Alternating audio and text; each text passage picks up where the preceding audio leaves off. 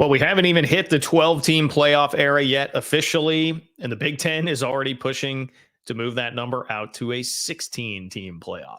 Welcome into the channel. I am John Kurtz. Here on this channel, we talk college football, conference realignment, and college hoops, all from a Big 12 angle. Please consider subscribing if you have not.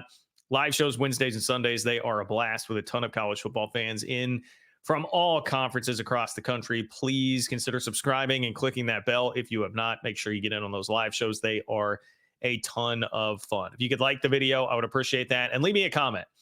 You agree with me, disagree, any of that stuff is great. The comments are awesome. Let me know what you think about the Big Ten and this push for 16. Are you on board with a 16-team playoff? You can also support the channel on Venmo at John-Kurtz-4. There's been a lot happening lately. We have the new alliance, which of course would be the Big Ten and the SEC joining together. And we also, on top of that, have more discussion about this upcoming college football playoff. The Pac-2 and Kirk Schultz have put a bit of a roadblock into current discussions about getting things ironed out for the upcoming 12-team playoff and then beyond the next 2 years when there is currently no contract for the playoff, which means that almost anything could happen after the next 2 years. Now enter the Big Ten, which has a new commissioner in Tony Petitti, relatively new that is.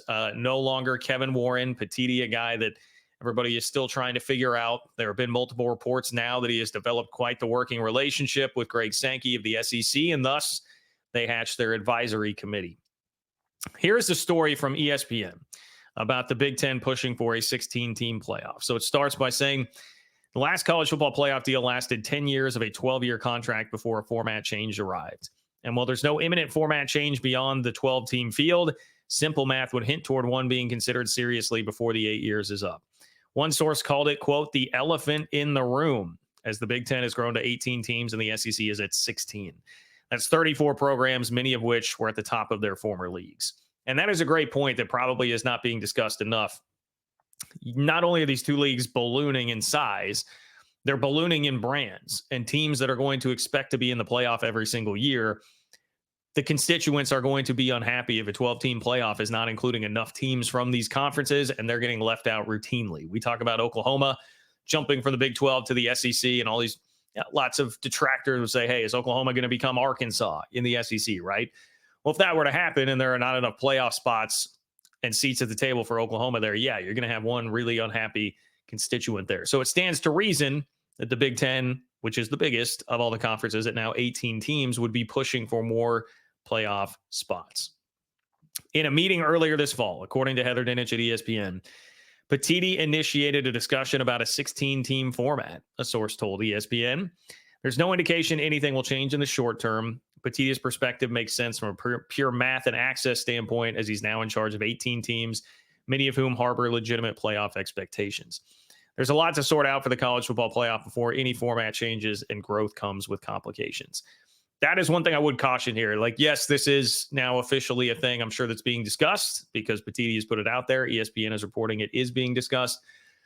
But it's been hard to push change through on these, any kind of matter with the playoff. It seems like there is a roadblock every step of the way, which right now is because it is required that it's a unanimous vote whenever a change is going to be made.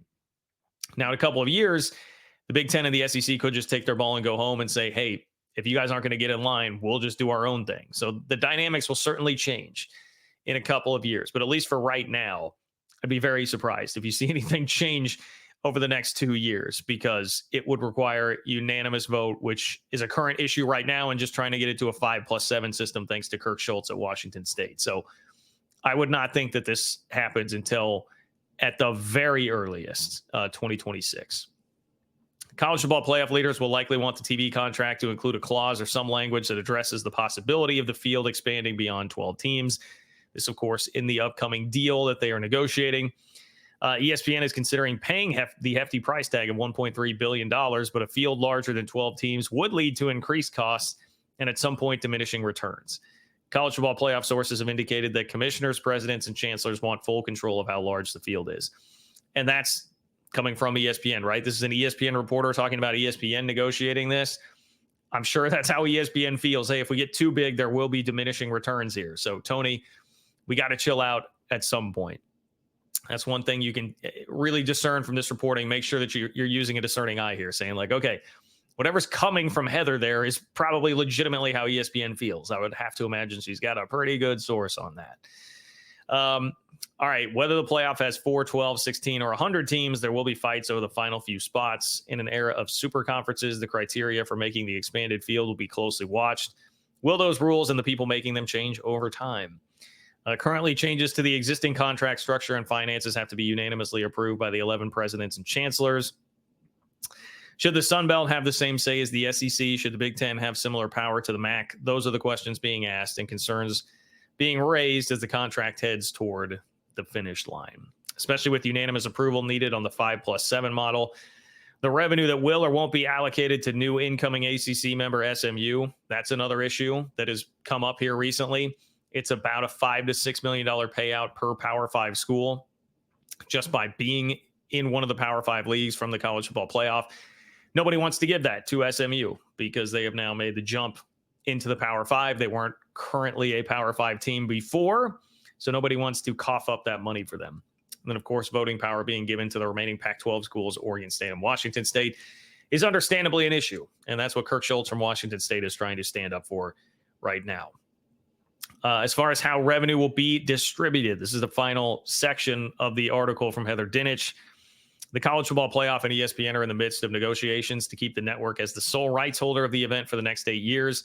Hundreds of millions of dollars will be pouring in, and leaders are debating how it will be divided among the 10 FBS conferences in Notre Dame in the next contract. Right now, 80% of the money gets distributed evenly among the Power 5 leagues. The other 20% goes to everybody else. You'd imagine that in the upcoming playoff, there is probably going to be a leverage play here from the SEC and the Big Ten to get more than the other quote-unquote Power 4 conferences that are remaining. So Heather asks, should the SEC and Big Ten get even more, as they will be the largest leagues and boast some of the most successful brands in the sport? Will SMU get a share of the playoff after taking limited money from the ACC? Or will the playoff deny the program Power 5 funding for the next couple of years and set a precedent that accompanies future realignment? Here's what we know, and that is an important thing. That would set a precedent for anybody, San Diego States of the world, Memphises of the world, anybody who's thinking we may make that jump. That would be a precedent set saying, like, hey, you're not going to get this college football playoff payout. Here's what we know. Teams that reach the 12-team playoff will have the potential to earn a total of $20 million for their conference.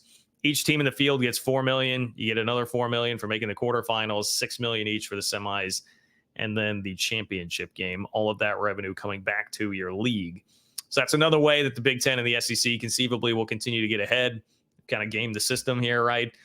Get paid more for going further in the playoff. You're going to be able to get more playoff spots because of where your league is at right now. You're making more money from your TV contract, which gives you large competitive advantages over everybody else. Self-sustaining ecosystem here that they have set up. So, according to the most recent data from the college football playoff, each of the Power 5 conferences received $79.41 million in the spring of 2023. Group of 5 conferences shared at $102 million. Notre Dame got $3.89 million paid out to them. In the past, the revenue was allocated based on contracts with the Orange, Rose, and Sugar Bowls, bowl bids reserved for the champions of Power 5 conferences.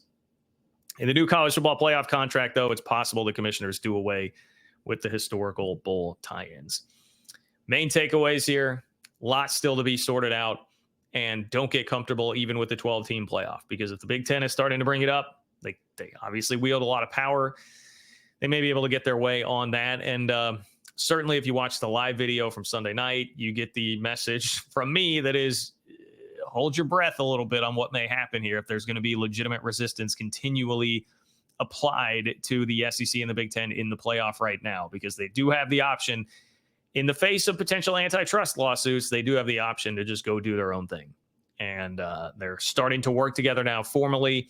It is something that should at least be on your radar. So things may get pretty spicy here. Again, make sure that you're subscribed to the channel. Click the bell so you know when it is that I'm going live. Wednesdays and Sundays, Wednesday night, Sunday night. Those live shows are a blast. Please like the video. Let me know what you think in the comments. Do you think this would be a good idea to go to a 16-team playoff? Let me know what you think. All that is a great way to support the channel. Definitely helps.